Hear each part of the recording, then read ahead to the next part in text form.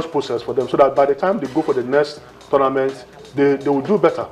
You know, that is the way I look at it. It's very, very good that they attended, but we need, you know, to get them better facilities. Because I saw some of the facilities that the Algeria contingent used, the wheelchair, it was, you know, quite better than the one. Better than the ones Nigerian used. And the reports reaching us from Algeria there, Yemi, of course, Adebayo went with the team. He says that, well, the organizers actually put a whole lots of obstacles in the way of the federation, so they just did the best they could, but they just couldn't pick that ticket, because that was what everyone actually expected them to do.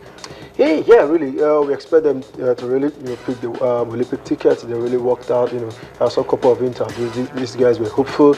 They believe they can get it done. But I mean, it doesn't come our way. We need to move on. But a lot of positive, you know, a lot of lessons to learn. You know, he has mentioned a lot of things. We need to support, you know, these special people. They really need our support in terms of equipment, in terms of training facility, in terms of camping. You know, we invest much on football. Why not, you know, these special people who are sure when you give them something, they will also replicate it and also, you know, give back to the country. I mean, they should be respected for the performance so far, you know, in the tournament. Yes, you know, they could not pick the Olympic ticket, but we just need to work on the positive we picked from this tournament, and then maybe in the future we could achieve what, you know, we usually could have achieved in this tournament. But the most important thing, we need to come back home. We need to invest, you know, into the wheelchair, you know, wheelchair sector. Give them latex, you know, wheelchair to train with, good facility and a lot of things. Involve them in several competitions, maybe domestic competition here. Try to engage them in international competition, and we can just, you know, build a team, you know, going into the future. Yeah, definitely. More competitions will definitely help this team to actually perform better at major international tournaments.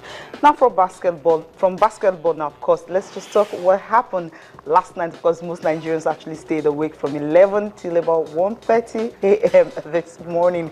And of course, well, it was actually worth it. Well, let's just enjoy the highlights coming from the FIFA Under-17 World Cup. How Nigeria, of course, had to retain the title, of course, winning it for a record 5th time.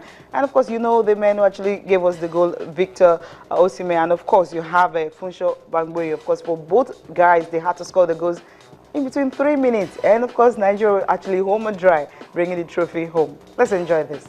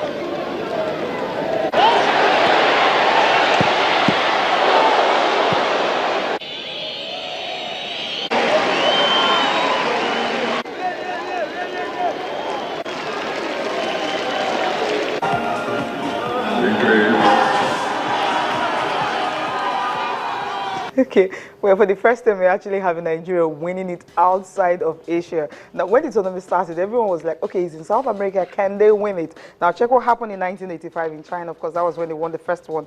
And Japan, 1993. You have Korea Republic, 2007. And, of course, you have the UAE, 2013. Now, Chile, definitely Nigeria is really dominating this particular tournament, no matter where it is being played. Okay, basic facts about this particular tournament. Nigeria are champions. Okay, in 1985, 1993, 2007, 2013, of course, 2015. And of course, which is the highest title wins for the tournament. And Nigeria also joined Brazil as the only team to have won title back-to-back. No other team have done that. Because Nigeria won in 2013 and 2015, while Brazil won in 1997 and 1999. Nigeria is also the highest scoring team in Chile with 23 goals. That was what they scored. And out of that, Osimhen actually accounted for 10 of the goals. Of course, he is, the highest scorer in the tournament, and for him, he becomes the first player to score in all the games at the tournament. He scored a hat-trick against Chile, and of course, 2 against Australia. So for that, okay, there you have the final tournament standing. Nigeria, of course, winner run-out Mali, and third place went to Belgium, and of course, Mexico finished 4th in that order. So the MVP, I didn't actually expect Pt.1. No. I didn't expect him to actually be the MVP. I was thinking it was going to be Victor Osimhen. By the end of the day, well, he won it because Victor Osimhen got the silver ball, and Ali Mali of Mali actually got the bronze medal. For the Adidas Golden Boot, it went to Victor Osimhen, of course, 10 goals and 2 assists. Then Jonas Estingen of Germany, 4 goals and no assist at all. He won the silver, and of course, for the bronze boot went to Pt.1. 3 goals he scored, and of course 3 assists. And for the Golden Glove, that definitely we all knew where it was going to go to Samuel Diarra of Mali. And Ecuador, they got just 4 yellow cards in this tournament. Of course, got the FIFA Fair Play Award, and they went home with about $10,000. So it's just going to be for youth development, of course, just buying boots and kits for most of the young players in that country. Now, Onyebuchi, when you were watching the game last night, especially in the first 10 minutes, what was going through your mind?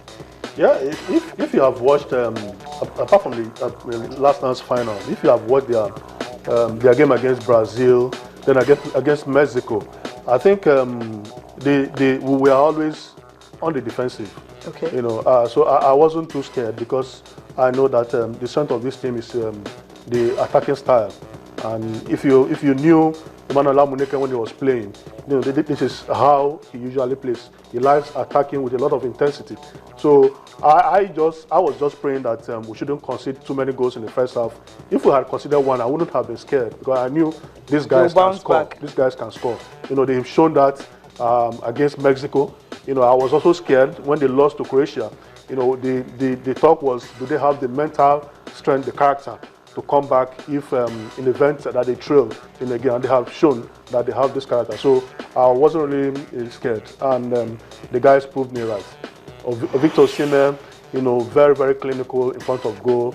Then Funshon Bangboye, the problem he had in previous games was, his lack of discipline. Discipline, yes. I read the interview credited to Emmanuel Amuneke that he's going to talk to him, and I think he listened to what his coach told him. You don't need to make those unnecessary tackles as a striker. You are not on the field to make and get yellow cards. If the defenders and the holding midfielders do that, it's understandable in football. But I think he was quite exceptional too last night. In the one. Okay, yeah. Toby, which apart from Victor Osimhen, of course, Funshon Bangboye, there are other players there. Which one actually stand out for you in the tournament? I think the goalkeeper, Udo was brilliant. Great big save. He kept us so many times in the game, in several games, even against Mali, had some decent save. And also Lazarus, who plays from the right back, distant right back, I beg your pardon. A box to box, player goes in, try to also do his job at the back, and also Zakaria at the back. We mentioned the Wakali was instrumental. For the very first time, we are seeing a central midfielder who works a lot. For Kaolik, he's everywhere, doing a lot of cover up on the job. Even most times when Lazarus, try to overlap, you see Wakali, trying to cover up and get the job done for Lazarus. So, it was a great tournament for this lad. It started well, ended well. After they lost to Croatia, a lot of questions. If they could come back, responded well in the next game, and they dominated the tournament, scoring 23 goals was massive. Victor Osimhen scored in the odd game. Wakali was massive, but Bangboye, at some point when Bangboye was not available, we saw another Okonkwo who scored in the semi-final game. It shows a lot of quality for these boys. Yes, in the last tournament before the African Under-17 Championship, they failed. So to speak, in quotes, they could not, pick. Victor Osimhen was also the highest goal scorer. That's why Nigeria finished fourth. Then a couple of players were not there. Funshon Bangboye was missing. There was David who was missing in that tournament. Amuneke saw the lapses, saw the weakness of the team, and he tried to build up the team.